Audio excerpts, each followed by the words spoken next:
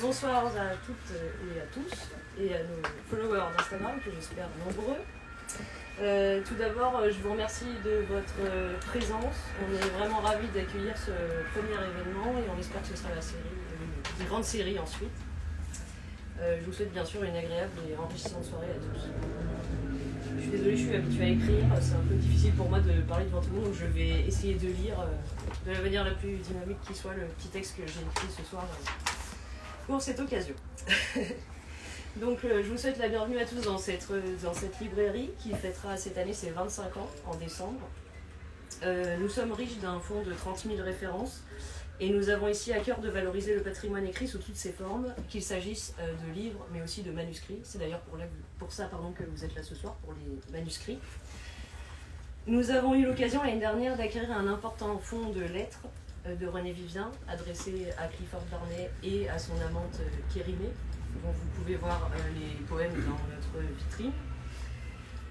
Nous avions déjà dans notre stock plusieurs exemplaires dédicacés par René Vivien, notamment à Jeanne de Bellune. Vous avez quelques exemplaires. Ce dernier et unique exemplaire que nous avons envoyé par René à son petit Jeannot.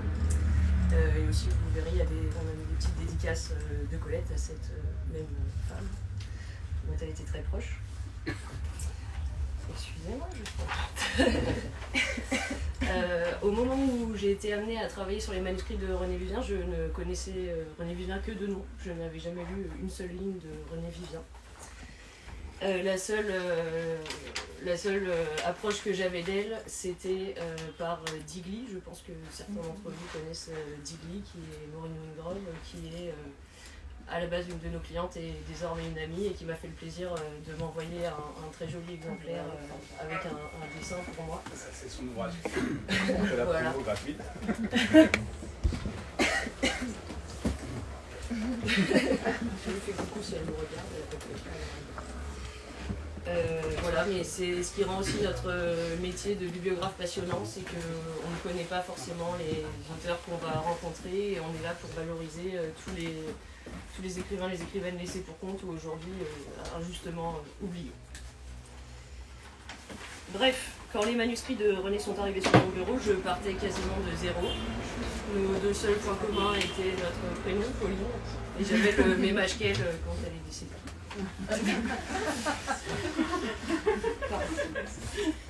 J'ai commencé à transcrire tous les manuscrits patiemment, en m'arrachant parfois les yeux parce que c'était très très difficile à lire. Et j'ai été tout de suite frappée par la fougue et la colère que laissaient transparaître ces lettres. L'écriture était parfois très très soignée, très très jolie, très très rageuse d'autres fois, parfois rédigée au bord d'un train, comme vous pourrez voir derrière vous les 3 petites cartes, ou à l'aube d'une nuit sans sommeil. J'ai été bien sûr fascinée par la diversité des papiers à lettres, des signatures, des couleurs d'encre. C'était merveilleux pour moi ce nouveau monde et j'ai été tout de suite happée par la Vivien Mania. Je me suis mis à lire tout ce que je trouvais. Je passais des heures et des heures à essayer de dater des lettres qui avaient été mal datées et surtout à comprendre les hauts et les bas de sa relation avec Nathalie, ce qui était très rocambolesque. Et j'ai tout de suite aussi pu constater le décalage qu'il y avait entre, on en a déjà parlé, les éléments biographiques qui étaient donnés d'elle et ce que ces lettres laissaient transparaître. Beaucoup d'amour, de gaieté, de solidarité, c'est des choses qui m'ont immédiatement frappée. Donc j'ai travaillé plusieurs mois sur ces lettres et un jour Julie, qui est là, m'a présenté Suzette au détour. Grâce au jardin Vicky. Voilà, c'est une boucle. On a commencé comme ça. Est venue me présenter Suzette au salon que nous faisons tous les ans au Grand Palais et ça a tout de suite accroché, on a beaucoup parlé. Ensuite Suzette. Là tu t'as appelé Pauline. Voilà, c'est le signe du destin. Suzette m'a présenté Camille et est arrivée un jour avec Imogène. Voilà, c'était pour moi beaucoup d'émotions après avoir lu toutes ces choses sur René Vivien de rencontrer une descendante de René Vivien. Voilà, j'ai caché à l'époque mais ça m'a quand même fait quelque chose. Et nous avons imaginé cet événement où vous êtes tous ce soir. J'espère que ça vous plaira, que vous rirez et que nous passerons un bon moment. Voilà. Merci.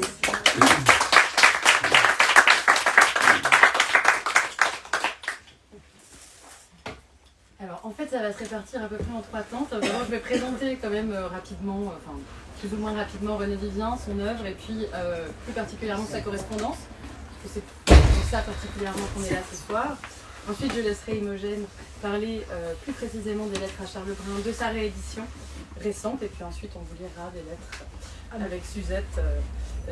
Voilà, j'attends ce moment avec impatience parce qu'on en a beaucoup parlé, on a déjà beaucoup ri à l'idée que ça allait se passer, donc on a hâte que ça se passe. Alors René Vivien, donc de son vrai nom Pauline Mary Tarn, est née en Angleterre en 1877, d'une mère américaine et d'un père anglais. Alors sur la biographie, je vais y aller un peu vite, mais après une scolarité faite d'abord à Paris, puis à Londres, elle se réinstalle dans la capitale française autour de 1900 et y vit le reste de sa vie, ponctué toutefois de nombreux voyages, au 23 avenue du Bois. De sa vie, on évoque aussi souvent les histoires amoureuses avec Nathalie Barnet, notamment, dont on va particulièrement parler ce soir, puis avec la baronne Hélène de Zuilen, qui l'accompagne jusqu'à sa mort en 1909, à l'âge de 32 ans. C'est que René Vivien, avec Nathalie Barnet d'ailleurs, est aussi l'une des premières écrivaines ouvertement lesbiennes de notre histoire littéraire française, ce qui n'est tout de même pas rien. C'est là un élément constitutif de sa vie, mais aussi de son œuvre, avec d'autres évidemment. Ses nombreux voyages, son goût passionné pour la musique, pour les arts décoratifs, pour la peinture pré-raphaélite, sa passion pour l'histoire de Sappho et de Mytilène, puis pour la poésie japonaise, pour les légendes nordiques et médiévales, autant de centres d'intérêt que l'on retrouvait dans l'ameublement foisonnant de son appartement, décrit notamment par Colette dans Le Pur et l'Impur. Son œuvre est presque intégralement en français, à l'exception notamment de The One Black Swan, traduit en fait d'un de ses recueils français, qui a été retraduit en français il n'y a pas longtemps par Nicole, qui nous fait plaisir d'être là ce soir. Elle a publié au fil de sa courte vie de nombreuses œuvres, parmi elles pas moins de 12 recueils, le tout en seulement 8 années de production littéraire.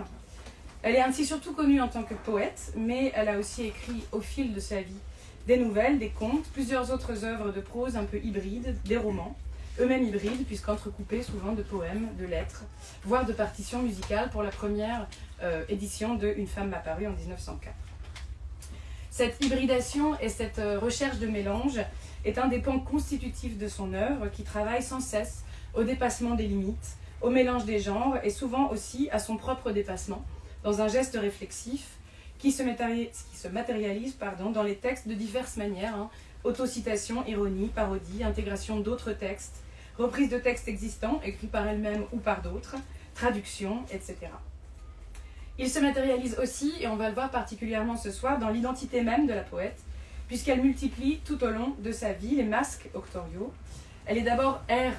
Vivien, pseudonyme tronqué, donc pris pour masculin par la réception d'alors, mais qui n'est pas seulement une coupure du nom simple. Cet effacement donne aussi lieu à un véritable travail dans l'œuvre, de recherche d'adjectifs épicènes, notamment pour ne pas révéler l'identité d'un jeu, J-E, qui en profite volontiers pour copier et parfois caricaturer les traits de l'esthétique fin de siècle masculine.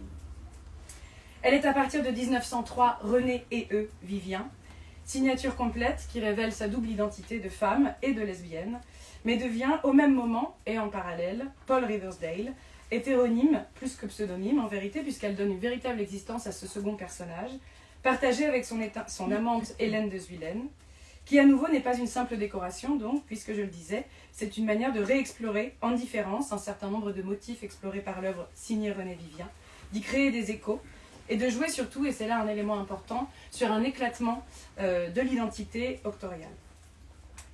Parce qu'elle est une réalisation particulièrement aboutie de l'esthétique décadente, notamment dans cet élément qu'est le dédoublement très important chez René Vivien, et que son œuvre reprend à de multiples endroits l'esthétique art nouveau, les motifs pré-raphaélites, elle se distingue assez nettement de la production poétique des femmes à la même époque. Elles sont nombreuses, en effet, à suivre à ce moment-là la mode vitaliste, une mode qui va plutôt vers un retour à la nature et qui caractérise le tournant 1900, parfois par goût des autrices véritables, souvent aussi pour convenir à une critique littéraire qui n'accepte la création poétique des femmes qu'à cette condition. Si la période de la Belle Époque est celle d'un essor relatif de la poésie écrite par les femmes, c'est globalement au prix de cette attente d'une poésie qui respecterait l'image que l'on se fait alors de la femme et du féminin, être naturel et sensible comme chacun sait. La reconnaissance poétique des femmes autour de 1900 s'insère donc dans une mode générale pour tout ce qui a trait à une forme de féminité stéréotypée, modelée souvent par le regard masculin.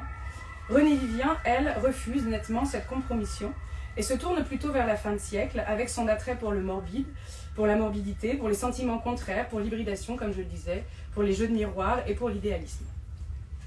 Pourtant, et en même temps, elle se singularise radicalement du courant décadent. Elle est déjà une femme qui écrit quand ce moment de l'histoire littéraire est l'un des plus ouvertement misogynes qui soit.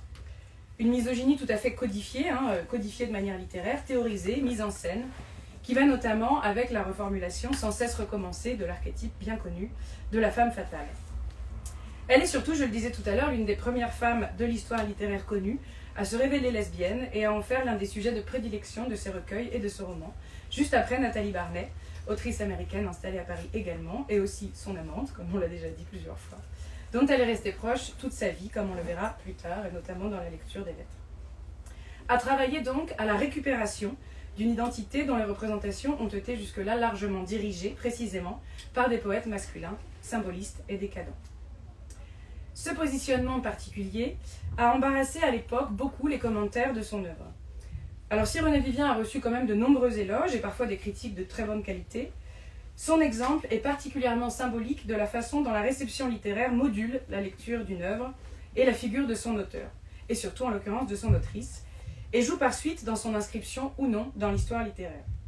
D'un côté, on l'a vu ramener de force vers les qualités qu'on prête à sa catégorie de sexe, sensibilité, spontanéité, innocence, mais aussi imitation involontaire de ses maîtres masculins, au détriment de toute la part extrêmement réfléchie de l'œuvre. De l'autre, particulièrement après sa mort et dans l'entre-deux-guerres, elle est perçue au prisme unique de sa vie, dont on explique souvent les souffrances aléatoirement, tantôt dans une période de pathologisation de l'homosexualité, le tragique de ses addictions et de sa mort précoce sont présentés comme corollaires de son lesbianisme, tantôt on insiste sur son caractère alcoolique ou opiomane, de manière souvent un peu excessive, en y voyant une réalisation de plus d'un dandysme baudelairien qu'elle se serait réapproprié. Tantôt encore, on justifie toutes ces douleurs en jetant l'anathème sur Nathalie Barnet, caricaturant à grands traits une relation amoureuse, certes compliquée, mais dont on verra qu'elle a beaucoup de remous qui ne sont pas uniquement négatifs et torturés. L'œuvre passe en fait souvent au second plan. Et Renée Vivien connaît un oubli progressif qui se sent particulièrement après-guerre. Elle n'est toutefois jamais vraiment oubliée, notamment des cercles d'écrivaines et des milieux lesbiens. Pour citer quelques exemples, Colette lui dédie un passage du Pur et l'Impur, Mireille Evel évoque dans son journal 1918-1919, Nathalie Clifford Barnet nourrit régulièrement sa mémoire, notamment dans ses souvenirs indiscrets en 1960, Régine Deforge la cite dans 101 avenue Henri Martin en 1981, la revue Lesbia lui dédie régulièrement des articles dès sa création en 1982. Au Québec, dans la décennie 90, c'est Nicole Brossard qui la place parmi les noms qui composent Ma Continent. En Catalogne encore, Maria Mercè Marçal lui consacre en 1994 un roman, La Passio Segons Renée Vivien. La redécouverte de Renée Vivien, réellement amorcée en France, on peut le dire, autour de 1986, sous l'impulsion de la biographie de Jean-Paul Goujon et de la republication de ses recueils chez Régine Deforge, a été permise, entre autres, et il ne faut pas l'oublier, par cette mémoire en sourdine qui a toujours existé par ailleurs. À ce premier regain d'intérêt dans les années 80, donc, suit un second autour des années 2000-2010, grâce notamment aux analyses extrêmement importantes de Nicole Albert, qui nous fait à nouveau le plaisir d'être là ce soir, et à la republication de ses œuvres complètes chez Eurosonics, puis de La Dame à la Louve chez Folio, puis d'une sélection de poèmes chez Point en 2018, puis de Une femme m'a paru sous le titre de L'Aimé aux éditions Talent Haut. Il est indéniable aujourd'hui que Renée Vivien connaît un élan de renommée sensible. On la trouve en de multiples endroits, à la fois dans les cercles féministes, universitaires, éditoriaux, journalistiques.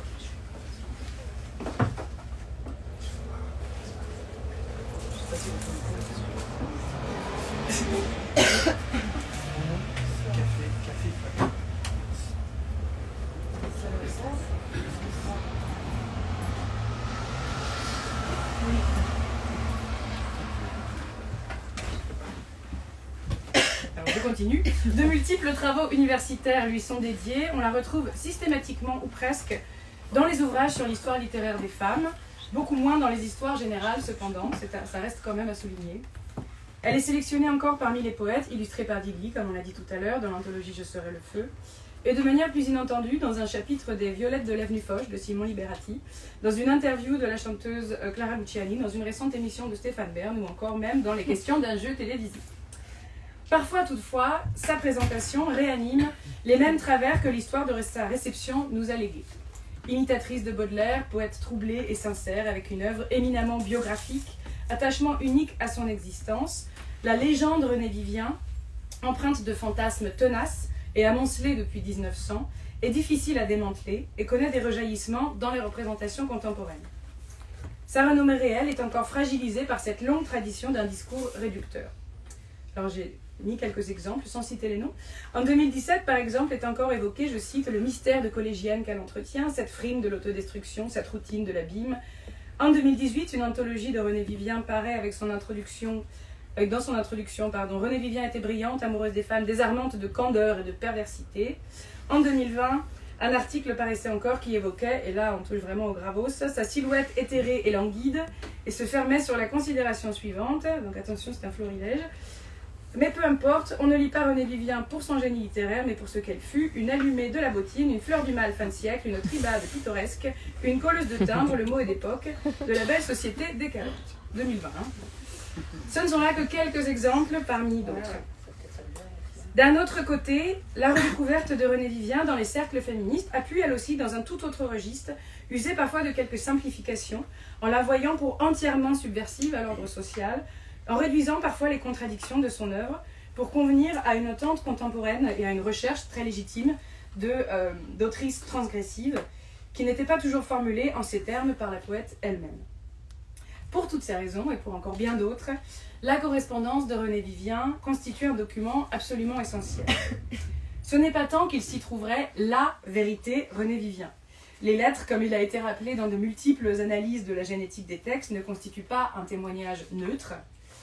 Même si elles ne visent pas toujours une publication et qu'elles sont des échanges avant tout privés, elles engagent un destinataire, une volonté de se présenter de telle ou telle manière, donc une posture. On verra d'ailleurs que selon le destinataire, ce soir, soit Jean-Charles Lebrun, soit Nathalie Barnet, René Vivien n'apparaît pas du tout de la même manière, on s'en doute un peu. Il n'est d'ailleurs pas vraiment question d'imposer une vérité de René Vivien, qui ne serait qu'une nouvelle manière de figer son image autour d'un récit qui ne peut de toute façon prétendre à la contenir tout entière. En revanche, cette correspondance nous offre plusieurs éléments. D'abord, de manière assez matérielle et évidente, des dates précises, des lieux d'envoi, des éléments circonstanciés qui permettent de compléter, d'amender, de corriger les détails d'une biographie qui, si elle a connu une première présentation d'importance, comme je le disais, par Jean-Paul Goujon, contient encore de nombreux doutes et de nombreuses précisions à apporter. Ensuite, elle nous apporte un point de vue sur le monde, sur la littérature, sur la société, qui se construit au fil des années et permet d'avoir du personnage René Vivien une lecture plus réaliste et surtout plus aux prises avec le réel.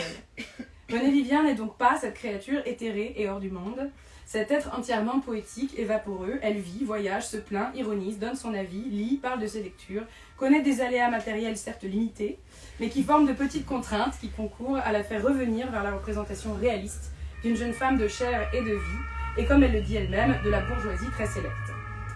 Ces témoignages permettent donc à la fois de mettre à bas un certain nombre de lectures fantasmées autour d'une créature immatérielle sous-opiacée, mais aussi de nuancer les représentations de René Vivien dans l'autre sens, si son œuvre et sa vie contiennent incontestablement des transgressions à l'ordre hétérosexuel et patriarcal, et posent parfois les bribes d'une pensée séparatiste, elles sont aussi les produits d'un milieu social, souvent assez déconnecté des luttes contemporaines, et d'un positionnement politique qui n'est pas toujours très clair. Dans la suite de ces réflexions, elles mettent donc à bas un certain nombre de légendes qui restreignent le souvenir de René Vivien. Des lettres à Charles Brun, il ressort une grande conscience de ce qu'est être une femme qui écrit. Il ressort aussi une érudition qu'on lui connaissait déjà, mais qui devient là indéniable, un rapport réflexif surtout à la littérature, qui interdit de lire son œuvre comme un simple témoignage spontané et irréfléchi. Son œuvre, en vérité, nous tendait déjà de nombreux indices de la fabrication extrêmement complexe d'un jeu et d'une posture. Les lettres transforment ces indices en éléments irréfutables. Il ressort également une ironie constante, un humour souvent noir, un goût pour la trivialité, pour la caricature, pour la dérision, qui renouvelle considérablement la lecture trop rapide par le prisme unique de la douleur. Là encore, l'œuvre elle-même nous le disait. Les courts textes comme Le Christ, Aphrodite et Monsieur Pépin, les nouvelles de la Dame à la Louve et de nombreux poèmes montre chez elle ce goût pour le second degré. Nathalie Barnet aussi en parlait comme d'une ironiste méconnue. Là encore, les lettres ont cet avantage de rendre la chose palpable et indéniable. Des lettres à Nathalie Barnet, il ressort un certain nombre d'éléments semblables, mais aussi d'autres réfutations importantes. Non, Nathalie Barnet n'a pas détruit René Vivien dans une relation qui serait celle d'un maître avec un disciple. Non, Nathalie Barnet n'était pas l'incarnation de l'inconstance amoureuse et René Vivien de l'exclusivité. Non, elle n'a pas ignoré l'amour de Pauline, et non, leur relation n'est pas l'unique raison du malheur, mais aussi de l'œuvre d'une René Vivien victime de l'Amazone fatale. Cette lecture, certes romantique, mais largement fantasmée, et largement teintée de misogynie, est mise à mal par la constance des lettres des deux femmes, par l'importance toujours affirmée de l'une pour l'autre, par les variations d'une relation qui prend certes 1000 formes, parfois tragiques, qui fait souffrir, mais finalement comme toute relation compliquée, mais ne se défait jamais totalement, et n'est pas le tableau noir qu'on en a souvent fait avec une certaine complaisance. Là encore, nous en avions des preuves dans les textes, mais l'accès à la correspondance rend les choses limpides. C'est donc avec une très très grande joie que nous avons découvert les lettres à Barnet, mais aussi à Kérimée ici présente, et surtout accueilli cette réédition des lettres de René Vivien à Charles Brun. Cette réédition en deux parties, donc d'abord papier aux éditions Mauconduit, puis en ligne pour la version intégrale en novembre dernier, si je ne dis pas de bêtises, rend accessible plus de 500 documents, retraçant une amitié à la fois personnelle et littéraire, au fil de laquelle se lisent, autant que les aléas de son existence, les évolutions poétiques de René Vivien, son rapport au monde, à la critique, aux instances littéraires et à l'octorialité. Cette correspondance s'est faite attendre pendant de nombreuses années, je peux en témoigner très personnellement, puisqu'elle est parue la dernière année de ma thèse, ce qui était à la fois une bénédiction et une malédiction. Mais j'ai été absolument bouleversée personnellement de la lire et d'y voir quelque chose que je pressentais au travers de l'œuvre devenir réalité. Je laisse donc avec un immense plaisir, Imogen Bright, vous présenter ces échanges avec Jean-Charles Brun et l'histoire de cette importante réédition. Merci beaucoup, c'est excellent.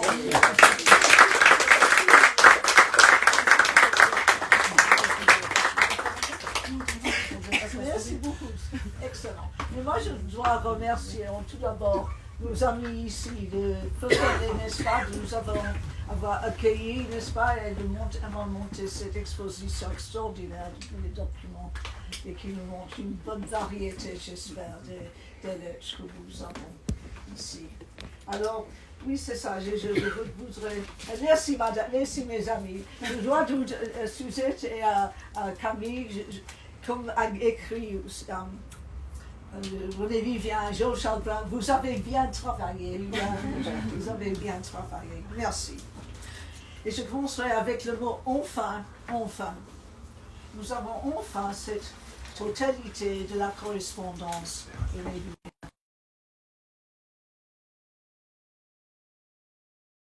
Mon possession, ce dossier était mon but de mettre à la disposition des étudiants, des chercheurs, c'est ce dossier. Autrement, ça c'est une perpétuité. Cette correspondance absolument, comme on a déjà dit, Camille, n'est-ce pas, indispensable pour apercevoir le caractère, la biographie et la psychologie de René Vivien. Même si à la fin on ne sait pas qui était René Vivien, ça c'est le problème en fin de compte. Mais il faut absolument souligner cette version numérique parce qu'il y a toutes les lettres. Il y a en plus les lettres, une cinquantaine de lettres de René Vivien à Madame Charles Brun, qui faisait partie de l'équipe, n'est-ce pas? C'était un petit triangle, un peu étrange peut-être. Et maintenant, oui, c'est ça, nous avons tout ça. Maintenant, je dois vous dire un peu sur l'histoire de cette correspondance. C'est grâce, ça va bien. C'est grâce à Simone Böll que nous avons ces documents. C'est elle qui a fait des transcriptions. Elle a travaillé là-dessus pendant 20 ans, n'est-ce pas? Et elle, dont le mari était le petit-neveu de Jean-Charles Brun.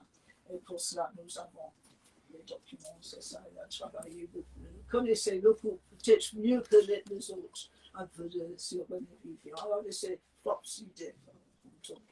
Alors, après ça, après le décès de Simone Böll, Marion Bartolomeo-Bessou a commencé à travailler sur l'édition. Elle est venue chez nous et nous avons travaillé pendant des week-ends à faire des scans avec beaucoup de travail, n'est-ce pas? Et sans relâche, et non, seulement pour les petites pauses, un peu de café, un peu de fromage cheddar, c'était le fromage préféré des visiteurs en Angleterre. Mais nous avons fait ça, mais malheureusement, Marie-Ange n'a pas pu continuer avec son travail. Et c'est Nelly Sanchez qui a fini ce travail. Et grâce aux éditions Reconduit, on a pu publier assez vite parce que je connais assez bien le monde de l'édition très très long. Alors, on a publié assez vite, n'est-ce pas, cette édition en papier. Mais vraiment, ça représente seulement vers deux tiers de l'histoire. Il n'y a pas les lettres, Madame Chalvin. Alors, c'est ce qu'il faut vraiment voir, c'est la version numérique. Très bien. Alors, il faut vous dire quelques mots sur Jean Chalvin, parce qu'il vraiment, c'est partie de notre histoire. Oh, merci bien. Un petit portrait de Jean Chalvin, 1904. Un joli jeune homme, n'est-ce pas? Qu'est-ce que ça va? Voilà. Mais c'était un vaste cerveau, comme on a dit Nathalie Barne. Elle a écrit ça à la mort. C'est un vaste cerveau aussi. Son jury de licence a dit que c'était l'élève le plus brillant qu'ils aient vu. C'est un élève très brillant. Et malheureusement, il n'a pas terminé cette étude à Montpellier et s'est enfui à Paris avec une femme mariée, plus âgée que lui. Et ils ont dû habiter en cachette, ils ont dû changer d'adresse très souvent. Plusieurs adresses nous avons dans la correspondance.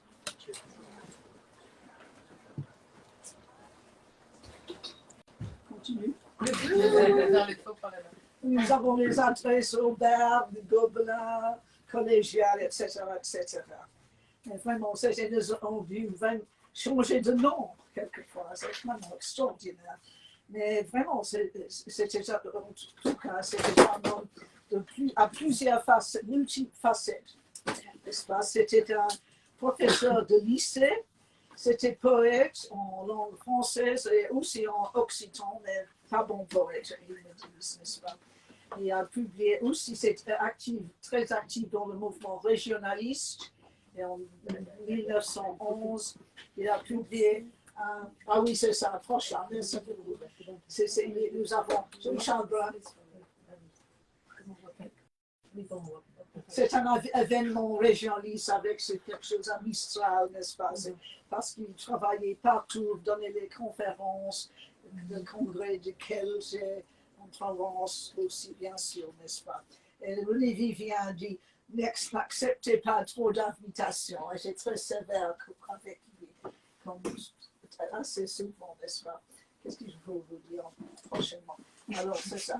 Et aussi, il n'acceptait pas trop d'invitations. Et aussi, il y avait une conscience sociale. Et selon Sarah Matarik, qui travaille sur Jean-Charles Brun, loin de borner son engagement au régionalisme, Jean-Charles Brun a soutenu dès ses débuts comme publiciste et conférencier une définition large de l'action sociale.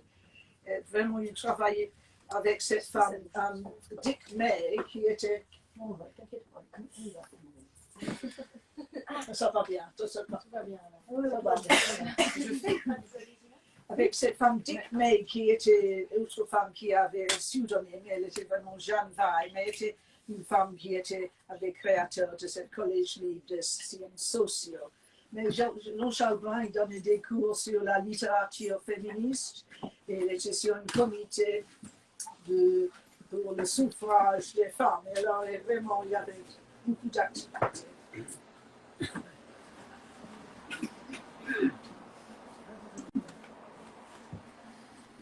Même avec toutes ces activités, il était à la botte de René Vivien, de Pauline. C'est déjà, nous avons gardé malheureusement une seule lettre de Jean-Charles Brun dans notre dossier. mais c'est assez amusant, c'était humble, comme nous avons dit. Je n'essaie point de me défendre. J'ai eu tort, tout à fait tort, de ne vous avoir écrit. Je suis une sale Suzanne. Il est vrai. Et vraiment, c'était déjà Suzanne à ce temps-là. Ça, vous avez le lettre ici, celui-là, la première fois, en mai 1903, il est écrit de Mantry, où il utilise le nom Suzanne, et vous avez sur l'enveloppe Monsieur S. Charles Brown.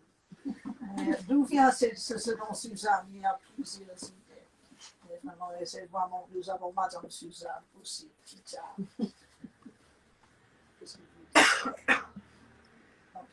C'est multifacette, c'est toutes ces choses. C'est utilisé en un dossier. Tout au début du dossier, on voit comme avait un tel besoin de soif d'échange intellectuel. Et vraiment, on a déjà remarqué ça dans la correspondance avec Amédée Moulet lorsqu'elle avait 17 ans, n'est-ce pas? Mais vraiment, je l'ai écrit ici, c'est seulement 1900, quand j'étais toujours à Bar Harbor en Maine avec Nathalie. Nathalie dansait, jouait tennis, et Pauline a écrit ses lettres. Je ne sais pas du tout quand nous pourrons reprendre ces entretiens poétiques, qui étaient pour moi une grande jouissance intellectuelle et littéraire. Et pour cela, vraiment, avait ces grands besoins de ces échanges. Mais c'est très, très utile pour elle, n'est-ce pas? Jean Chalbin avait des liens dans le monde littéraire, avait des critiques, et c'était lui qui a donné l'introduction à son premier. Oh, pardon, c'est ça va bien, excellent. Pardon. Dans le monde littéraire, c'est de donner l'introduction à l'éditeur Lemaire, n'est-ce pas? Mais surtout, c'était lui qui a guidé sa création poétique. Et je vous donne quelques petites citations ici. Cher monsieur, vos sévères mais justes critiques me sont encore de nouveau indispensables. Et plus tard, votre sévère justice habituelle. Et plus tard, votre critique sévère est infailliblement juste. Alors, elle va beaucoup apprécier tout ce qu'il a fait au début. Non, c'est seulement au début, après ça. Dis-moi de ça. Très bien, regardez ça. Tu n'as pas... Ah oui, c'est ça, pardon, je ne suis pas là encore. Pardon, non. Pardon, rien. Ça suffit un peu, s'il te plaît. Et tu n'as pas parlé des mystères. Vraiment, il y avait des mystères. Il avait dit à Jean-Charles Brun, il avait une adresse à Londres. Et nous avons fait de petites recherches dans les almanachs de Londres. Et on trouve que c'était l'adresse d'un couturier qui avait le nom Ilia. Mais vraiment, elle a donné ce même nom comme poste-restante quand elle était à Constantinople. Il y avait cette petite confusion, n'est-ce pas? Absolument. Et tu n'as pas parlé de surnoms, qui est très amusant. Pardon? Oh, moi, je traite Lévi Durner, n'est-ce pas, qui est pour les couvertures, très jolies couvertures. Et le portrait, bien sûr.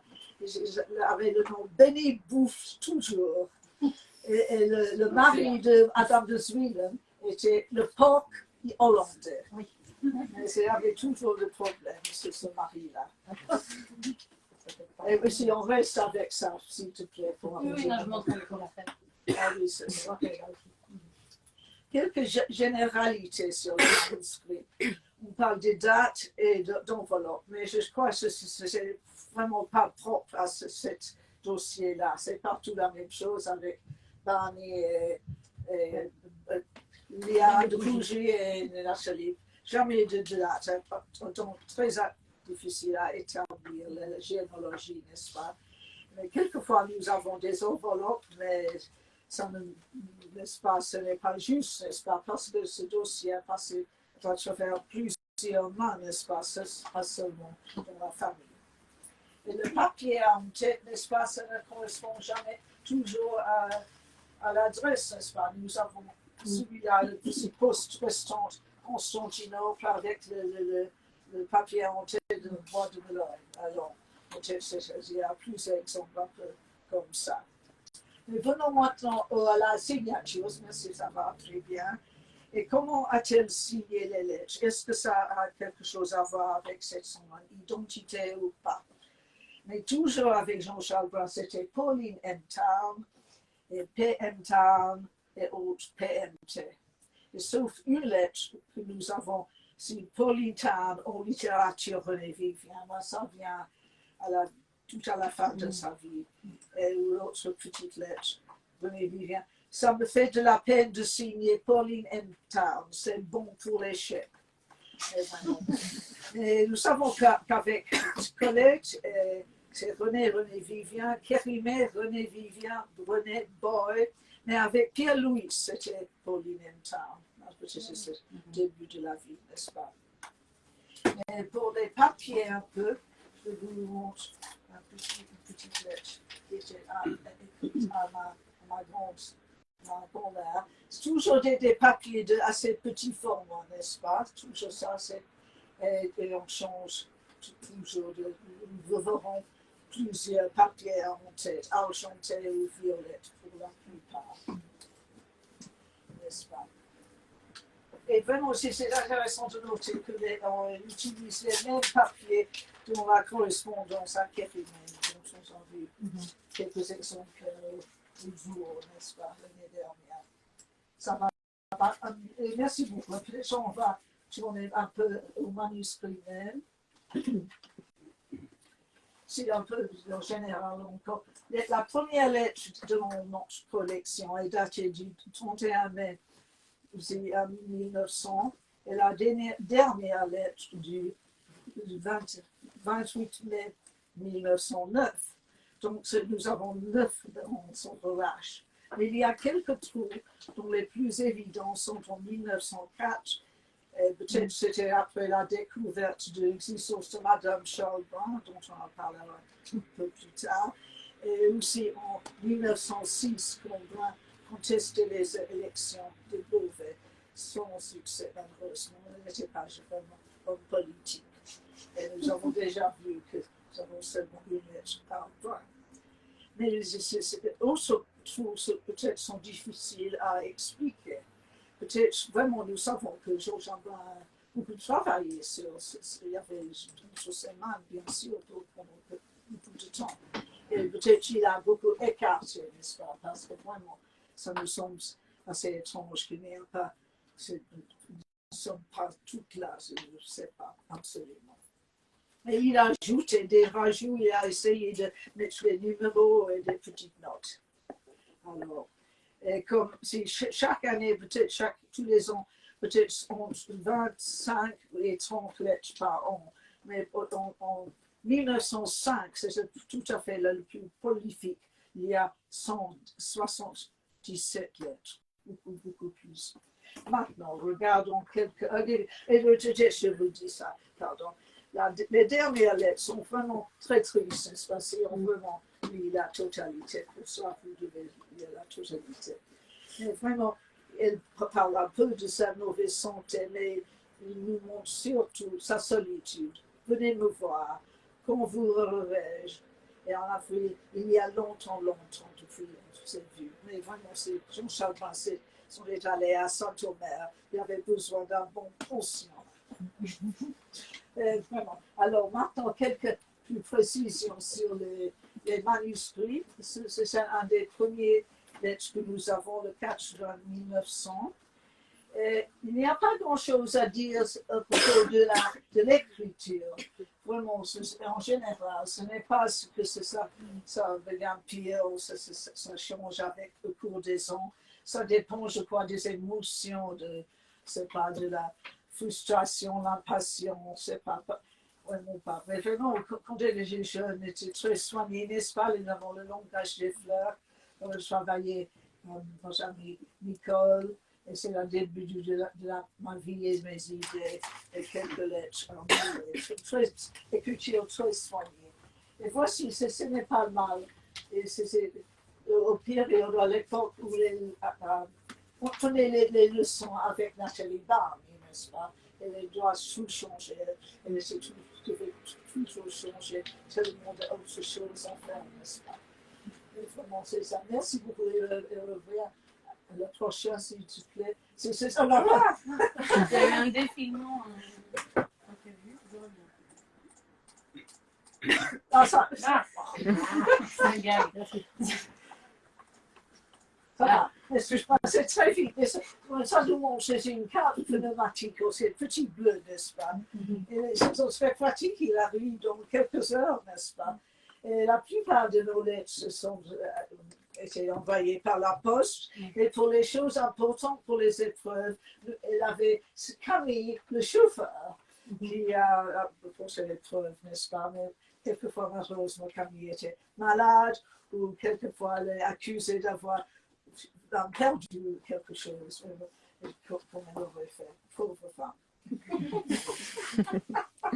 Pardon, cette pauvre femme, c'est un. Alors, c'est ça. Très bien. Et c'est intéressant de noter à ce moment que Nathalie Barney est restée encore en contact avec Jean Champlain, qui continue à guider. Et vraiment, nous avons quelques lettres dans le Ducé, n'est-ce pas? Pardon, bibliothèque Ducé, les contacts, 900 lettres. Ça va. Merci. Le prochain. Ça, c'est de Nerne. Qu'est-ce que tu veux en parler un peu? Mais c'est vraiment assez vite. M. Champlain est devenu ami et précieux confident, n'est-ce pas? Il parle toujours de ces problèmes amoureux. Le présent est d'une intensité si douloureuse. Je ne vous dis en plus parce que tu parles de ça. Merci, mais vraiment très triste. Mais elle a trouvé une rousse avec des choses assez bonnes. Oui, on va en parler tout à l'heure. On en parlera de ça. Et le rousse, oui. La rousse, merci. Le prochain, si c'est possible. Ah oui, très bien. Merci. Ça, c'est la première fois que nous trouvons ce dessin. C'est un relief d'Irlande violette. Et ici, déjà, elle écrit un grand service. Vous faites un grand service en retrouvant l'article. Donc, elle fait travailler beaucoup, je me souviens. C'est devenu presque un esclave, comme je vous ai dit. Elle était vraiment à la botte de même si elle avait toutes ses autres activités. Merci. Mais le prochain est tout à fait pareil, mais on vous montrer mieux la couleur du papier qui s'appelle beige paille, pardon. Elle parle d'un portrait d'elle et encore de la charmante rousse. Merci. Et voilà, nous avons plusieurs télégrammes. Et dit ici, laissez à côté, inoublié. C'est le nom de. C'est une collection de Madame de Zwielen. Et on peut noter que vraiment, Pauline était toujours avec moins de patience pour les œuvres du travail de Madame de Zwielen. Toujours très, très important.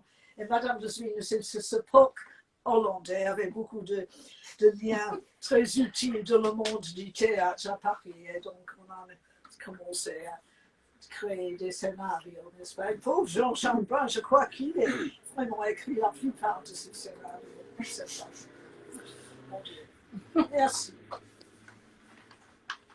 Qu'est-ce que c'est? Ça, pour vous montrer seulement le papier ici, c'est un peu pareil à son ex-libris, n'est-ce pas? Mais avec des initiales. Et toujours corriger les épreuves, c'est ça. Merci, ça va très bien. Et celui-là, c'est un exemple, c'est une lettre qui suit un autre, sans papier en tête, n'est-ce pas? Sans rien, soldat, etc. Merci. Et le prochain, c'est la même lettre, mais on peut noter ici comme elle travaillait sur plusieurs œuvres à la fois. Ici, j'ai la deuxième édition d'Évocation et des brunes de fjord et du vert au violet.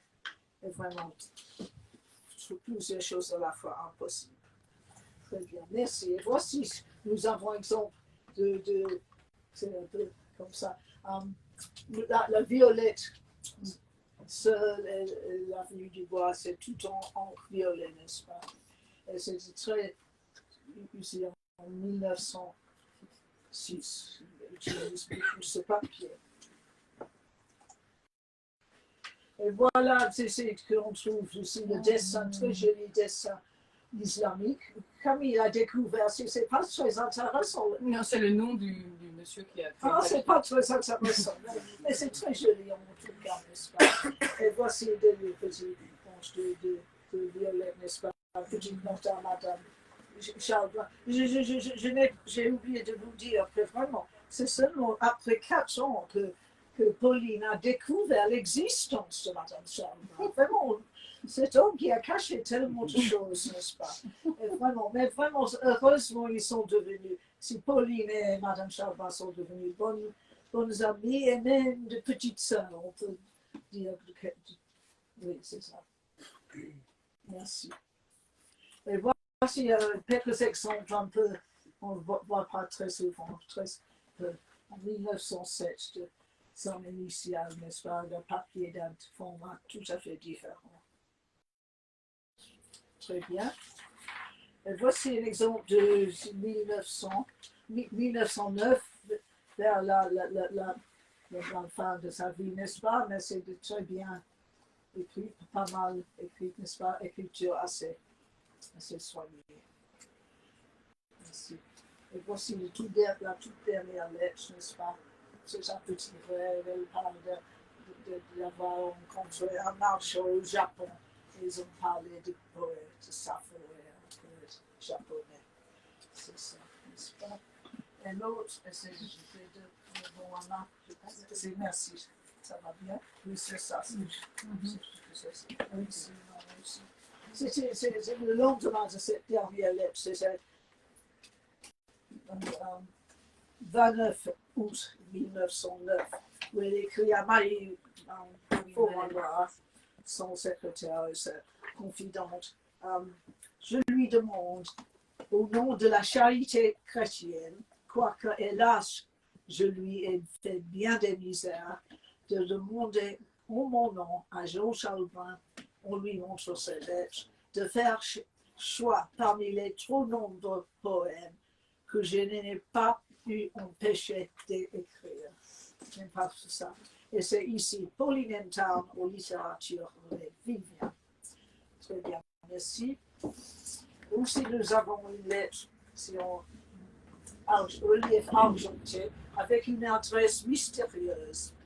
On trouve 37 lettres avec cette adresse. Jean-Baptiste Dumas, on ne sait pas où c'est dans le 17e, une même adresse à Cannes, tout est possible, n'est-ce pas? Vraiment, c'est pour cacher sa existence, et ça, comme ça. Très bien. Ah, c'est vrai, ça va bien sur celui-là. Oh, c'est ça. Et je vous montre 2 cartes postales, parce qu'on est intéressant. Il y a un tas de postales, il y a des postales qui ont été dans le dossier Kérimé, c'est tout autre sujet, n'est-ce pas? Mais tout ça, cette carte postale avec des symboles de pont, de tour, de l'eau. Elle est très intéressée. Et même Charles Brun avait une très grande collection de cartes postales. Et vraiment, très peu de mots, n'est-ce pas? Seulement amitié, meilleur souvenir, quelque chose comme ça. Merci beaucoup. Et merci à cette musique régionale, c'est intéressant. C'est très initial, n'est-ce pas? Et le tout dernier, c'est une note de Paul Riversdale. Camille Pauls, oui, on sait que quelquefois il imitait l'écriture des autres. Mais je crois que ça existe parce qu'on a plusieurs lettres de suivre. Et ça, excusez-moi, j'ai parlé trop vite, c'est très normal, mais j'espère que vous avez compris les choses. Merci.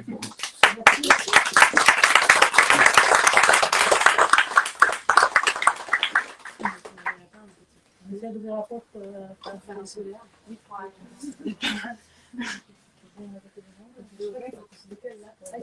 Voilà, comme ça c'est. Alors on va lire alternativement. Moi je lis les lettres que Pauline écrit à Nathalie Barnet et Camille les lettres à Charles Brun. Je commence puisque ça a quand même commencé en premier, Nathalie Barnet. Alors c'est par l'intermédiaire de Violette Chilito, qui était une amie très proche de Pauline Tarn et que Nathalie Barnet connaissait également, que René Vivien, qui est donc Pauline Tarn, a rencontré Nathalie Barnet à la fin de l'année 1899, à ce moment où Nathalie Barnet elle-même était en train de vivre avec douleur la fin de son histoire avec Yann de Pougy.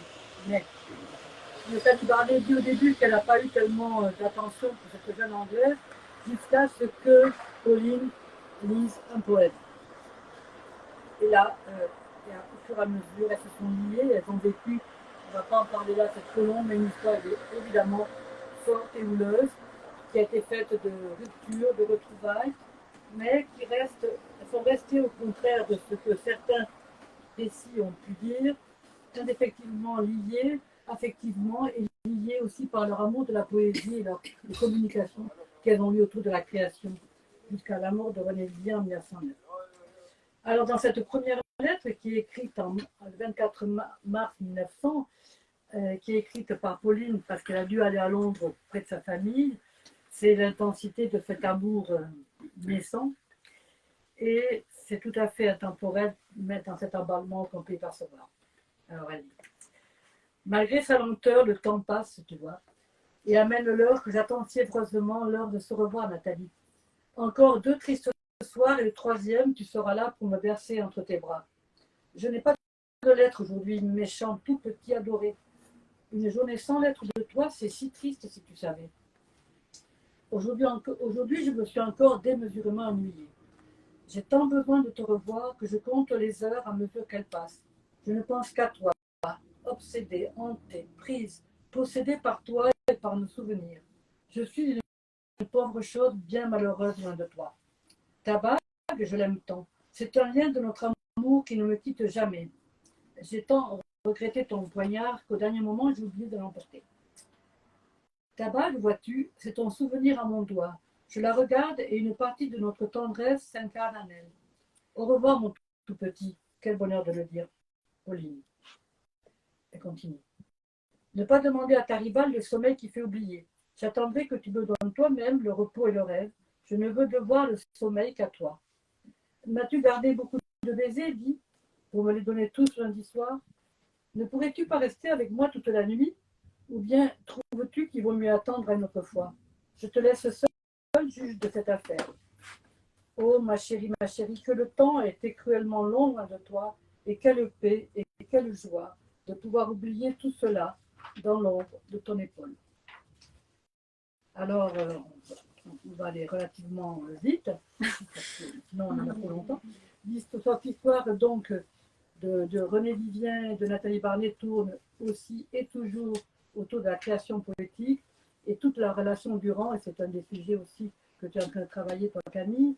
Elles vont se relire, se corriger, se reprendre parfois, et on trouve des traces de poèmes de l'une chez l'autre, et ça c'est assez passionnant.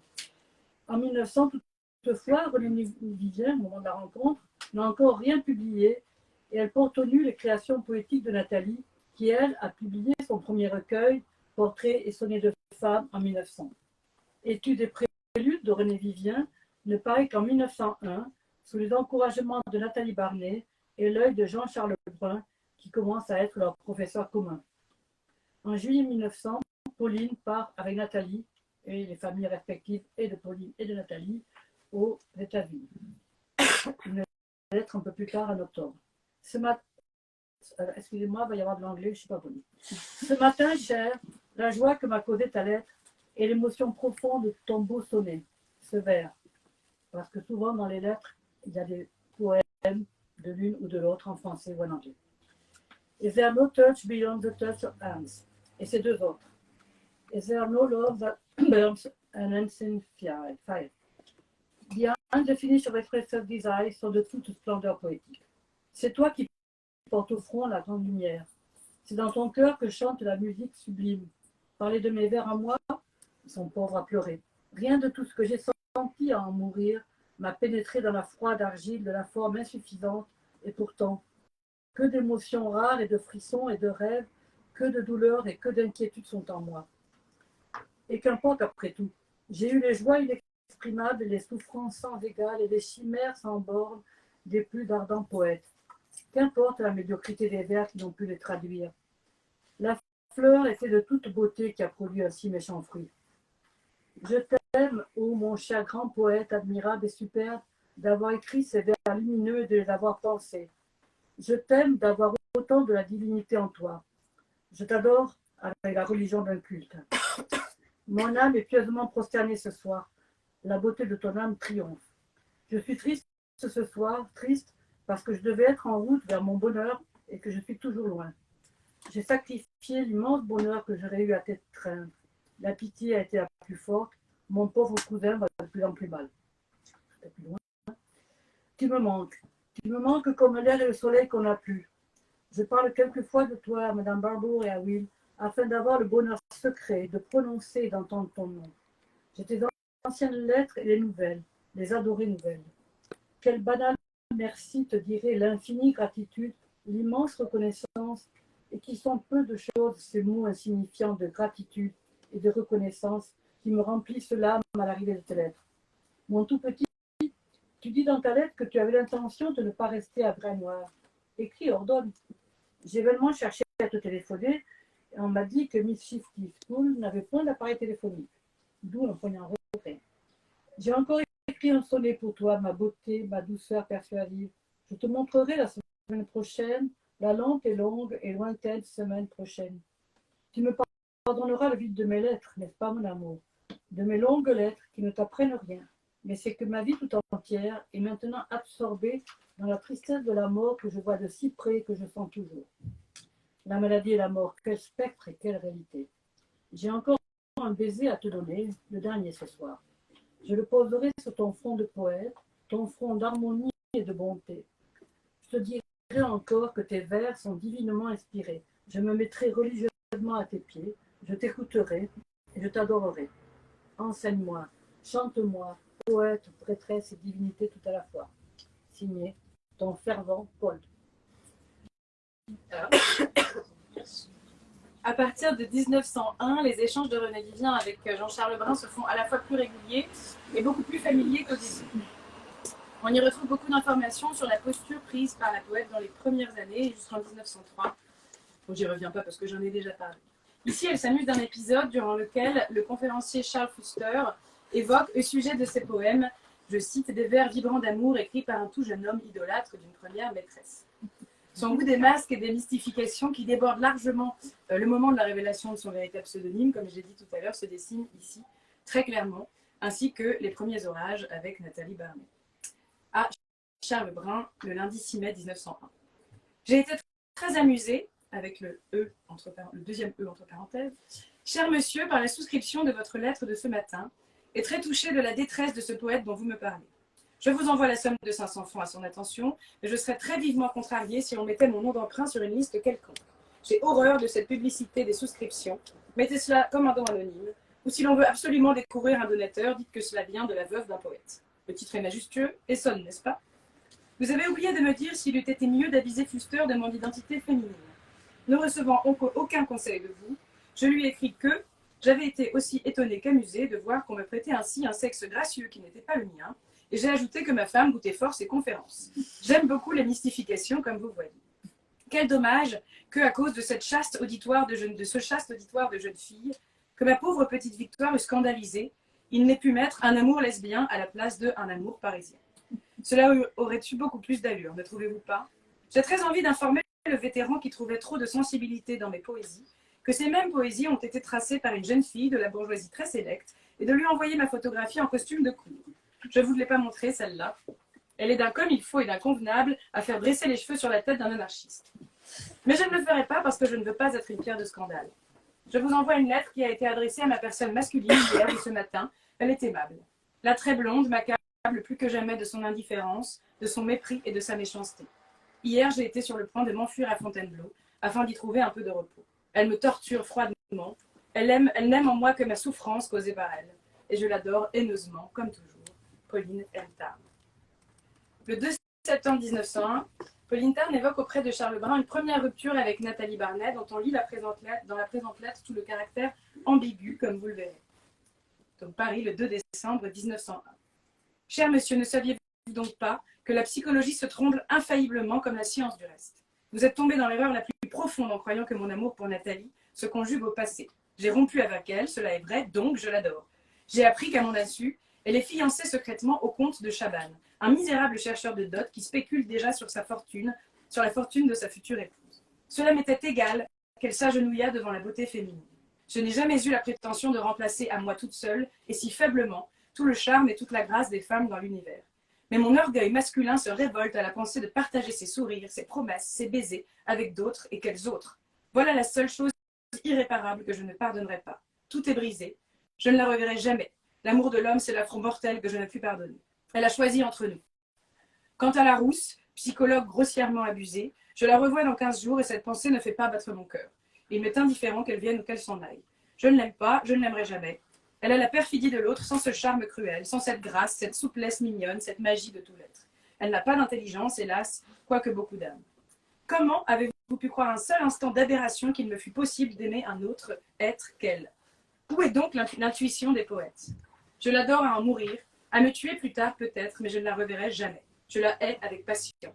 Je la verrai souffrir avec volupté, et je donnerai mon âme et mon sang pour lui épargner la moindre angoisse. Je ne sais plus, je l'aime. Au revoir, cher poète. À quand, je ne sais pas, je ne puis penser à l'avenir quand le présent est d'une intensité si douloureuse. Vous me plaindrez peut-être, puisque vous êtes un ami sincère, autant que précieux et tout à fait charmant, quand vous ne faites pas de psychologie. Ma rentrée à Paris est incertaine dans ce bouleversement de ma vie. Mais enfin, au revoir, et à quelques dates futures, Pauline M. Tarn. Il faut préciser ici que c'était l'ambition de Nathalie Barnet était d'épouser le comte de Chabannes pour se séparer. La manœuvre. Voilà, la manœuvre était de se défaire de la tutelle de son père. Ce n'était pas un amour masculin. Quelques jours plus tard, René Vivien fait part à Charles Brun de sa tentative de suicide par les fleurs, quelque peu excentrique, dans une lettre qui mêle, comme elle le fait ailleurs très bien, et comme elle le fait partout dans une œuvre où on ne l'a pas toujours perçue, désespoir d'une part, ironie et dérision tranchante de l'autre. 18 septembre 1901. Cher ami et vénéré maître, votre lettre m'est arrivée le lendemain de mon suicide. Car en vous envoyant mes poésies hier, j'étais résolue à me tuer. J'avais entendu parler de l'asphyxie par les fleurs. J'ai donc acheté des brassées de tubéreuses et porte fermée, fenêtre close, je me suis enveloppé la tête d'un grand châle épais rempli de fleurs. J'avais solidement noué le châle autour de mes épaules et j'ai pris du chloral afin de m'endormir plus profondément et de passer plus doucement du sommeil à la mort. Se tuer en respirant des parfums qu'elle rêve. Aussi n'avais-je plus rien dans l'âme que le lointain regret d'avoir vécu. Le croiriez-vous, je me suis réveillée ce matin sans le plus léger mal de tête. Ma robuste santé anglo-saxonne résiste imperturbablement à toutes les épreuves. Je suis de fer forgé. Jamais je n'arriverai à me tuer. Tout ce que vous me dites est vraiment amical et charmant. Et je vous en remercie du fond de mon cœur lacéré. Merci d'avoir pleuré parce que je souffre. Comment pouvez-vous dire que mourir est une chose banale et terne? L'heure de ma mort sera l'unique éclair de joie absolue que j'ai eu ou que je puisse éprouver. La mort a la douceur de la solitude et du silence, elle a le charme du sommeil. J'ai l'obsession de la mort. Vous voulez que je vive, à quoi bon? Vous me parlez des êtres qui m'aiment. Personne ne m'aime dans le grand sens sacré du mot. J'ai Nathalie. Je lui ai tout prodigué exclusivement. Elle ne m'a pas aimée. Qui donc alors pourrait m'aider? M'aimer, plutôt, je pense. Il y a des gens à qui je plais un peu. Des gens qui éprouvent peut-être un léger contentement à me voir. Il y a aussi des gens qui m'ont exploité, dupé, trompé. Il y a aussi deux amitiés sincères qui me sont précieuses. Celle de la petite sœur de Violette et la vôtre. Mais on ne meurt pas d'amitié, et on meurt d'amour. L'amitié ne tue pas, elle ne fait pas vivre non plus. J'aime Nathalie, cela est mon désespoir. Chaque heure m'apporte une ancienne angoisse renouvelée. Je suis brisée, mon ami, je suis brisée. J'ai les yeux malades par l'abus du chloral, le teint gâté par les excès des alcools, et j'ai le front barré d'une nette cicatrice. Je suis tombée sans connaissance il y a 2 mois, et dans mon évanouissement, je me suis violemment heurté le front contre l'angle d'un meuble. Tout cela, je vous le dis pour que vous n'ayez pas une trop désagréable surprise en me revoyant si cela arrive. Et merci encore et toujours de votre bonne, loyale et précieuse amitié. Pauline M. Tarn. Alors, en 1902, René Vivien écrit une très belle première lettre de rupture, véritable à Nathalie, qui a fait suite à un télégramme. Nathalie lui a fait envoyer ses 5 petits dialogues grecs, deuxième œuvre publiée chez Ollendorff, accompagnée d'un mot dans un espoir de reconquête. Cet espoir de reconquête, elle va l'avoir d'ailleurs jusqu'en 1909. René Vivien y évoque notamment Eva Palmer, l'amante de l'américaine. Cette lettre donne lieu à une multitude d'éléments poétiques que l'on retrouve au fil des heures, témoignant de son importance pour l'une et l'autre. L'évocation de l'apparition au tournant du chemin, qui revient en 1906 dans le beau poème Parole à l'ami, celle du souvenir, qui trouve un écho dans le très bel hommage Je me souviens que Nathalie publie après la mort de René Vivien en 1910. Une lettre à Nathalie Barnet du 14 août 1902. J'ai reçu ton livre, Nathalie. Il est beau et triste comme mon souvenir de toi. Et j'ai retrouvé, flottant entre les pages, le parfum blond de ton esprit froid et fin. Tu as trouvé pour ton volume des phrases d'arc-en-ciel et d'opale, de merveilleuses phrases irisées. J'ai lu tout avec la joie douloureuse que l'on éprouve lorsque la beauté se révèle à nous, descend en nous. Je ne puis aller vers toi. Je te l'ai dit par la voie brève d'un télégramme, mes plans sont changés, mon adresse sera Hôtel Royal Dieppe pendant 15 jours. J'ai beaucoup rêvé et réfléchi, et j'ai vaincu l'ardente faiblesse qui un instant m'a entraîné vers toi, vers la souffrance certaine et inévitable pour toutes deux. Ce que tu m'écris en marge de ton livre me le prouve une fois de plus. Je ne sais ce que tu appelles des choses horribles, ni ce qui peut te sembler horrible. Je sais qu'autrefois, des choses de toi m'ont également paru horribles, des choses que tu as dites, faites, vécues. Ceci importe peu à l'heure qu'il est. Mais les paroles m'ont fait comprendre une fois de plus combien il est nécessaire que nous suivions chacune notre chemin différent. Tu as l'amour d'Eva, l'amour profond d'Eva. Cet amour t'appartient, apprécie-le et comprends-le pendant qu'il est temps encore, sans quoi tu le pleureras vainement plus tard. Mais je crois que tu es comme moi. Tu n'apprécies les choses douces et les êtres aimés que lorsque tu les as perdus. Cela vous laisse au moins l'infinie volupté du regret, quoique rien au monde, ni sur la terre, ni dans le ciel, ne vaille en regret. Tourne-toi vers Eva, réfugie-toi dans son immense tendresse, et ne te souviens de moi que très rarement, comme une flamme éteinte, comme un peu de cendre et de poussière. Quoiqu'en vérité, je sois une flamme vivante, et qui brûle, et qui se consume loin de toi, et que t'importe aujourd'hui pour qui, et pourquoi elle se consume. Souviens-toi que l'amitié est faite de silence. Elle n'a les pas voilés de ceux qui demeurent dans les temples, mais ne lève pas le voile et ne pénètre pas dans le sanctuaire. Je te donne le lointain baiser de ceux qui s'en vont au tournant des chemins, tendrement et tristement, Pauline. À cette lettre pourtant très claire, cependant, fait suite une première réconciliation et aussi une promesse de rester toujours attachés l'une à l'autre. Donc une autre lettre, un peu plus tard. Ma très blonde, ta lettre m'a été d'une douceur cruelle. J'ai pleuré en la lisant et quelque chose en moi s'est réjoui, malgré tout, de penser qu'entre nous, le lien est si puissant et subtil que la mort seule pourra le dénouer tout à fait si la mort est définitive. Mes larmes ont coulé sur toutes les lettres que tu m'as envoyées depuis le silence qui s'était fait entre nous. Aime tes cheveux d'irréel clair de lune, je les ai tant aimés. Aime aussi la beauté virginale de tes seins et toute la grâce de ton corps. Aime-toi davantage d'avoir été si fermement aimé. T'oublier ? Mais mes lèvres, qui sont l'âme de mon âme, ont gardé ton reflet et ton empreinte. Je t'ai mal aimé, soir, mais ô Nathalie, avec quelle force aveugle, avec quelle passion absolue je t'ai aimé. Quelque chose en moi s'est brisé depuis lors, d'avoir trop aveuglément aimé. Mais s'il est vrai qu'il reste en nous des tendresses inconnues et des douceurs ignorées que nous pouvons encore nous prodiguer dans un avenir meilleur, n'hésitons pas à les découvrir au fond de nos âmes. Je voudrais te prendre dans mes bras, mon tout petit, comme un enfant malade, et te bercer, et te consoler, et te guérir, et de voir refleurir sur tes lèvres les sourires d'autrefois. Il ne faut plus souffrir pour moi, ma douceur blonde. Je t'aime, je te guérirai. Moi, je vais changer de ton assez radicalement. En 1903, c'est un changement de ton assez net qui se lie en fait à la fois dans l'œuvre de René Vivien et dans sa correspondance. C'est le moment aussi de la révélation du nom et des premiers retours qu'on a de René Vivien sur les articles critiques qui lui sont dédiés.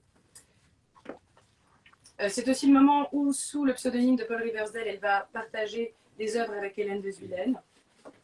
Et les lettres à Charles Brun sont un précieux témoignage de ces relations que René Vivien tient avec la critique littéraire de l'époque. Ici donc une lettre du 18 avril 1903. Mon cher ami, j'ai pour vous de beaux beaucoup d'affection, mais je ne puis m'empêcher de constater une fois de plus que vous êtes, comme le dit si énergiquement Madame Lachny, vraiment épouvantable. Vous êtes pareil à ce héros des contes de fées allemands qui était si paresseux en été. Si paresseux qu'en été, d'aimables jeunes filles l'éventaient avec des feuilles de palmier et lui donnaient à boire des limonades glacées sans qu'il songeât un seul instant à les embrasser pour leur peine. Mais aussi pour vous punir, ni Madame Lachny ni moi ne vous éventerons avec des feuilles de palmier ni l'une ni l'autre, même aux heures les plus torrides de l'été, nous ne vous préparerons des limonades glacées. Enfin, mes pauvres épreuves ont été confiées à Monsieur Vallée, c'est là l'essentiel. Le lendemain. J'ai reçu votre 3e lettre, merci 3 fois. Vous savez que je n'ai jamais reçu l'article de Rocher.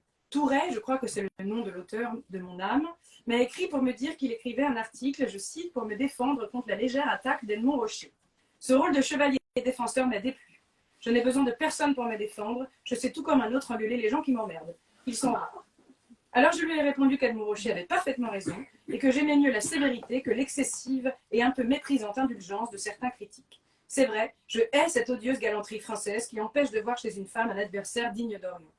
Pourquoi n'avez-vous pas déconseillé à Madame Lachny de faire mettre des articles payés dans les journaux? Vous saviez pourtant combien j'exècre la réclame et les articles attendent la ligne. Ça m'a légèrement ennuyé. Soignez ma presse, grande déesse. M'exposer de nouveau aux insolences obscènes de Lapose, aux goujateries de Marc Legrand, aux impertinences d'hommes mal élevés dont s'enorgueillit Marc Ballot. Ah zut, j'aimerais mieux faire les grands boulevards et me mettre en ménage avec 3 Alphonse. Je hais les littérateurs en général et les critiques en particulier, comme vous, l'exactitude et le travail. Je vous en prie, ne renouvelez pas la sale blague des petits bleus au dernier moment dont vous êtes si friands. À midi au 23, n'est-ce pas? Je vous envoie en attendant mes très bonnes et très sincères amitiés. Pauline Marie Tarn.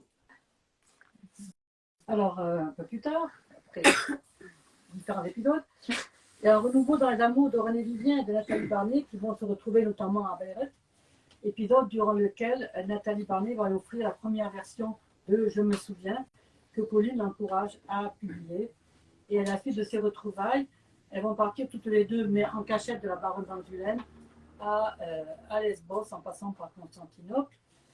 Ce mois passé à Lesbos, ont le temps d'acheter 2 maisons et d'aménager d'ailleurs également, est un mois absolument idyllique, mais malgré cette promesse de se retrouver un peu plus tard, après être rentrés auprès de la baronne, ne se retrouveront pas. Pauline envoie une première lettre de séparation à Nathalie qui évoque cette illusion de vouloir ranimer les choses mortes. Dans lettre à Nathalie. Pourquoi t'acharner à vouloir ranimer vainement les choses mortes, Nathalie? Tu ne l'as point compris. Ce que je cherchais auprès de toi, c'était le souvenir et rien d'autre. On ne revit point notre foi. Tu dois le sentir comme moi-même. Nous nous sommes mal comprises. Je voulais un peu de rêve, tu m'offres la réalité. Ne comprends-tu donc pas que je n'ai plus aucun désir d'amour? Je suis lasse, infiniment. Je ne voulais qu'un peu de douceur, et tu m'offres la vie et les frissons, que sais-je. Tout ce dont je ne me soucie point. Les joies charnelles, mais je les possède. Mon ami me les donne, ma chair est satisfaite et au-delà. Je ne cherche point cela. Je ne désire point cela. Ces choses m'excèdent venant de toi. J'espérais que, assouvi de ton côté, tu ne me demanderais que ce que je te demande. Un peu de rêve lassé, un peu de compréhension, un peu de regret. Mais nous nous sommes trompés mutuellement. À quoi bon nous revoir? Ton impatience se heurterait vainement contre ma lassitude, contre mon ennui. Ce serait entre nous des froissements, des agacements, toute l'incompréhension misérable. Nous nous ferions mutuellement beaucoup de mal, alors à quoi bon? Laisse-moi ne plus revenir. Coupons court à toutes les mesquines querelles futures, veux-tu? Gardons intact un souvenir, ce serait la sagesse profonde. Mais ce serait trop miséricordieusement sage. Ce serait échapper à la lettre destruction qui veut qu'on saccage et qu'on tue, c'est meilleur. Voyez, souvenir. Ce qui aurait pu être beau et doux, et forcément on court après la désillusion finale. Les heures passées à Bayreuth étaient de la douceur et c'est pourquoi je suis revenue. Je souriais à mon passé, il est doux parce qu'il est mort, et toi tu veux galvaniser ce cadavre et le rendre Dieu. Nathalie, quelle pitié et quelle folie. Laisse-moi ne plus revenir, au moins pour le présent. Pourquoi nous blesser de nouveau, nous irriter et nous meurtrir davantage? Écoute, n'écris plus que sous enveloppe à ma femme de chambre. J'aime mieux cela. Et je t'en supplie, ne parle plus de vaincre ma froideur, cela m'irrite et m'énerve, et j'ai besoin de paix avant tout.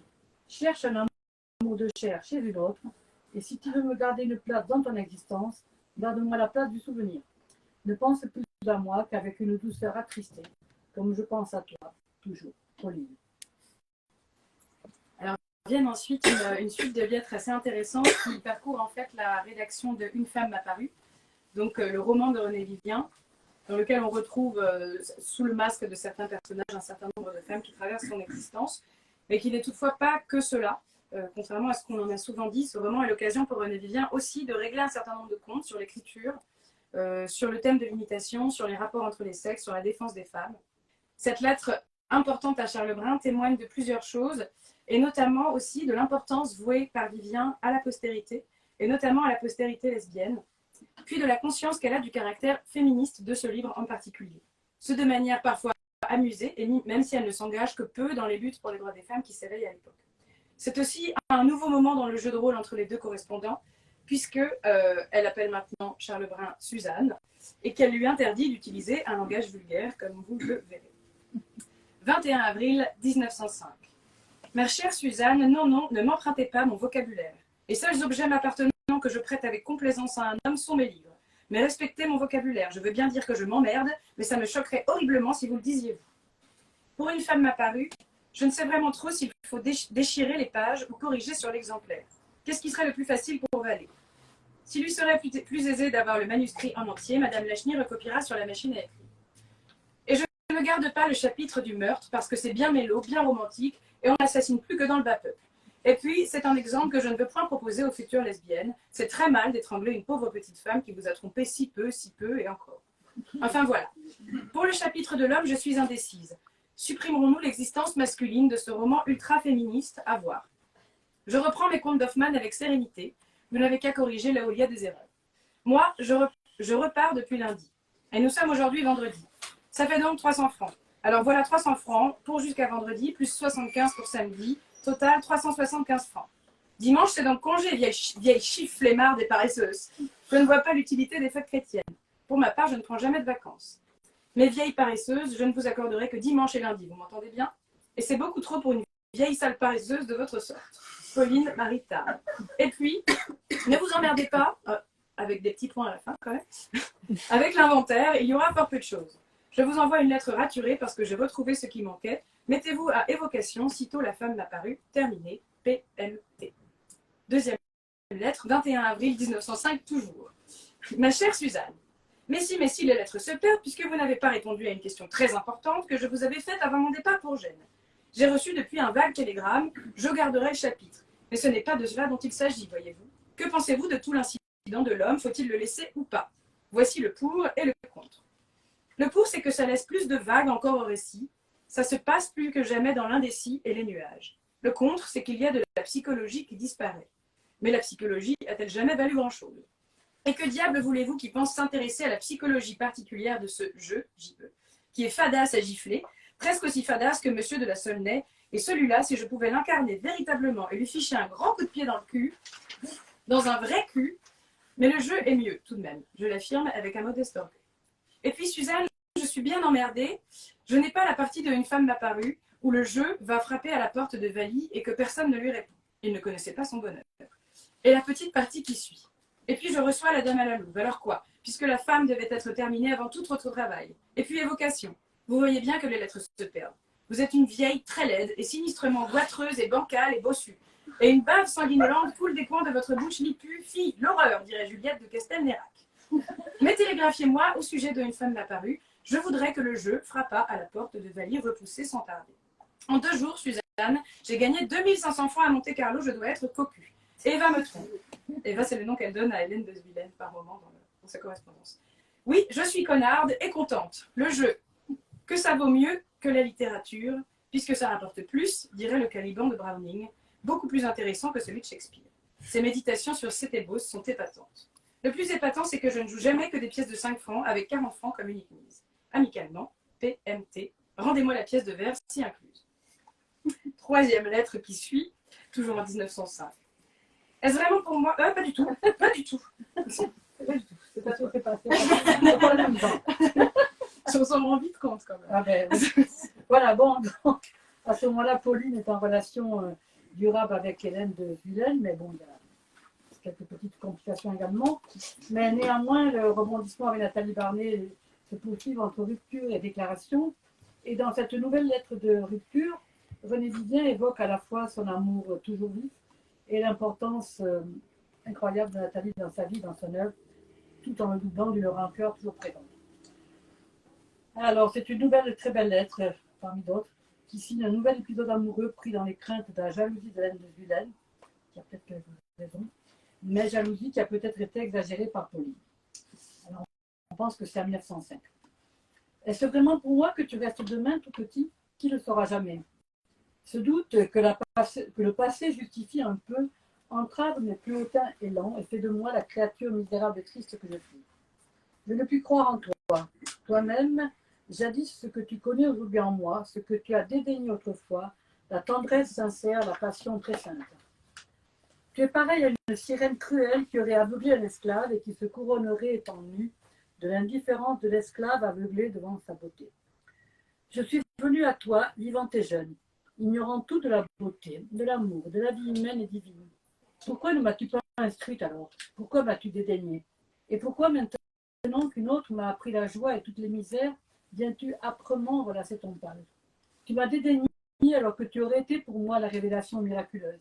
Tu m'as dédaigné.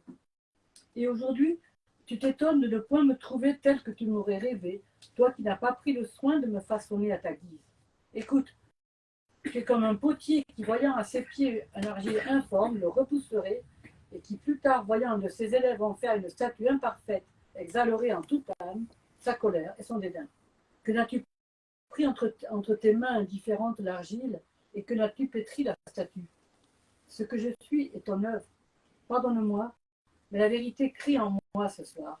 Pourquoi ne m'as-tu point aimé lorsque je t'aimais d'un amour terriblement jeune, incandescent et téméraire? Vois ton œuvre, considère-la et plains-la, car ton œuvre est vivante encore. Signé Pauline. Ça continue. Viens demain à minuit, si tu veux, si tu peux, si. N'en décide pas autrement, et si ton caprice te le permet. Ou plutôt, je suis superstitieuse comme tous ceux qui ont suivi le destin. Attends jusqu'à samedi matin ou à midi. Louise viendra chercher tes réponses et m'apprendra où et comment je dois te revoir. PNP. Surtout ne m'écris pas, ne m'envoie aucune lettre vendredi. Alors, on va enfin faire un bond vers les dernières années de la vie de René Vivien. Il y aurait encore énormément à lire, hein, comme on l'a dit, ce sont des documents extrêmement riches, notamment sur l'épisode amoureux avec la jeune héritière turque Kerime Turkan Pacha, dont quelques témoignages épistolaires sont exposés aujourd'hui dans la librairie. En 1908, les lettres à Charles Brun sont toujours teintées de cet humour et de cette dérision qui les caractérise, mais se font toutefois beaucoup plus mélancoliques, moins énergiques, souvent plus courtes en tout cas, dans ce moment qui signe un épuisement sensible chez la poète. René Vivien continue toutefois d'écrire, de reprendre et de solliciter les conseils de Charles Brun, avec lequel la complicité se fait aussi plus sensible après presque 10 ans d'amitié. Le 24 mai 1909. Vieille abomination de Suzanne, puisque vous vous plaignez éternellement, oh votre caractère de vieille belle-mère acariâtre, de ne pas savoir si j'ai reçu vos lettres, oui, eh bien oui, et 3 fois oui, j'ai reçu vos 4 dernières feuilles, non, 3 et demi, couvertes de cette terrible petite écriture naine et combien pointue, qui a failli me rendre myope. Venez donc dîner le 26, Suzanne, cela me fera un vrai plaisir, un vrai, vous dis-je, de revoir une bonne vieille amie comme vous. Toutes les virgules sont mises, ne vous tracassez donc plus. Je réponds peu à peu et par petits morceaux à toutes vos questions serrées et pressées.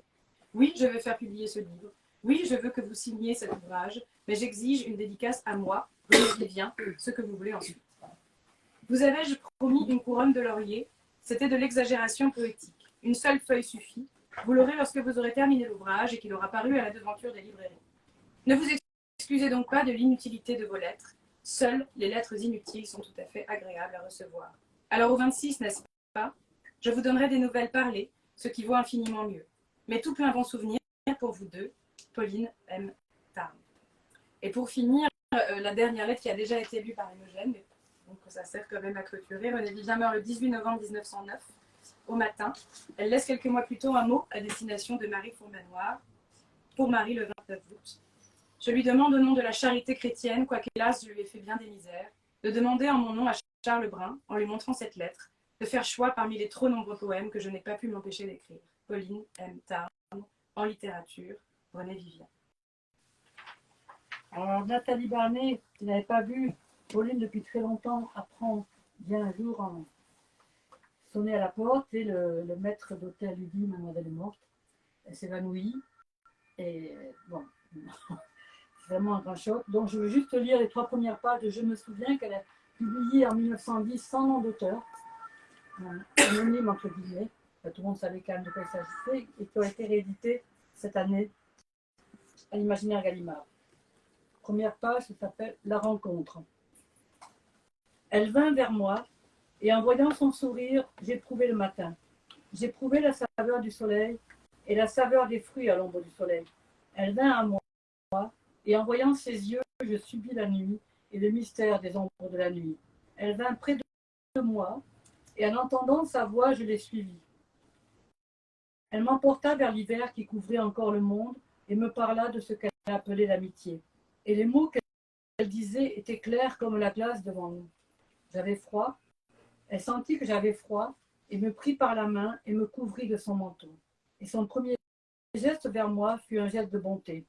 Je lui dis « Prends-moi avec toi et la maison que tu habites sera pleine de chants et l'âme qui t'habite pleine de parfums, car le ciel sera ton jardin et la terre sera ton jardin et mon corps sera ton jardin. » Et mon premier élan vers elle fut un élan d'amour.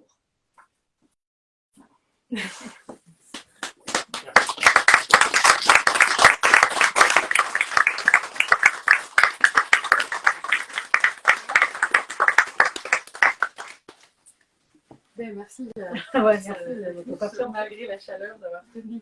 Et voilà.